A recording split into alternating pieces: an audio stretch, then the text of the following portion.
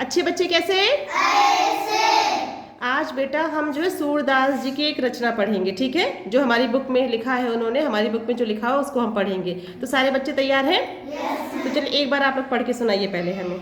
मैया कबई बढ़ेगी चोटी, ओ मैया कबई बढ़ेगी चोटी, कितनी बार हुई दूध पियत भई, कितनी बार हुई दूध पियत भई, राजू है छोटी, ओ मैया कबई बढ़ेगी चोटी, तू जो कहती बल की बेनी जो, तू जो कहती बल की बेनी जो, हवे हलवाई रोटी, ओ मैया कबई बढ़ेगी चोटी, काढ़त गुहत नहावत जय है, काढ़त गुहत नहावत जय है, नागिन सी हुई लोटी, ओ मैया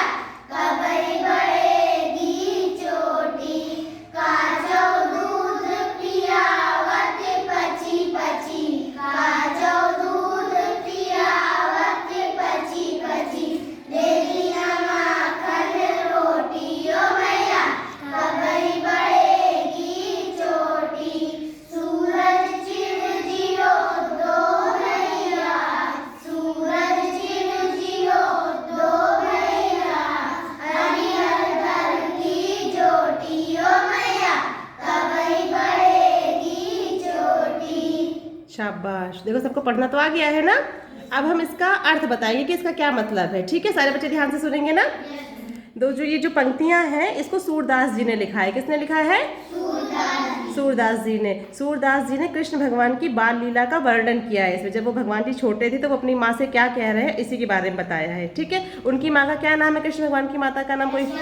यशोदा मैया। शाबाश, वेरी गुड।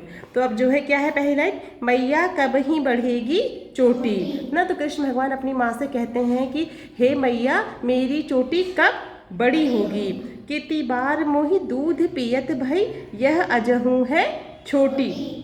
मैं कितने दिनों से कितनी बार दूध पीता हूँ लेकिन ये आज भी छोटी ही है। क्योंकि उनकी मम्मी ने उनसे कहा था कि खूब दूध पियोगे तो तुम्हारी चुटिया क्या हो जाएगी? बड़ी हो जाएगी। तो कृष्ण भगवान ने क्या कहा कि मैं रोज दूध पीता हूँ, कितनी बार दूध पीता हूँ लेकिन ये आज भी छोटी ही है। तू जो कहत बल की बेनी, बल मतलब उनके भाई बलदाऊ जी। कृष्ण भगवान के भाई का क्या नाम है? बलदाऊ, ठीक है? हवे है लाम्बी मोटी। आप तो कहती थी कि अगर मैं दूध पीऊंगा बार बार तो मेरी चुटिया भी जो है बलदाऊ की तरह कैसी हो जाएगी? मोटी और बड़ी हो जाएगी।